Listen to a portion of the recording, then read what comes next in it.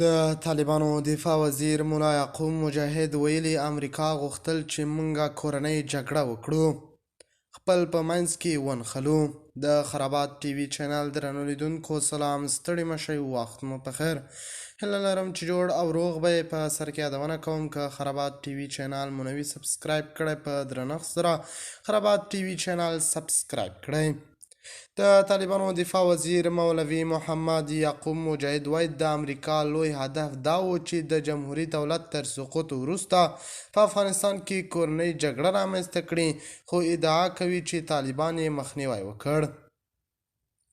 نوموړی وایي طالبانو د ځانګړي مهارت په کارولو سره وکولای شول په هماغه لومړیو ورځو کې وضعیت کنټرول کړي او د یوې لویې کورنۍ جګړې د پیل مخنیوی وکړي. موږ ډیره هڅه وکړه داسې حالات را نشي چې امریکا ووځي او افغانان په یوې کورنۍ جګړه کې ښکېل شي، او دا د امریکا او د افغانستان د دښمنانو تر ټولو لوی هدف و. خو الحمدلله د یو خاص تاکتیک په کارولو سره مو د دې کورنۍ جګړې مخنیوی وکړ. د طالبانو د بهرنیو چارو وزیر امیر خان متقي د پاکستان مولانا فضل الرحمن په څیر له افغان میرمنو د زده کړو او کار حق اخیستل په فلسطین کې له روانې جګړې سره وتړل.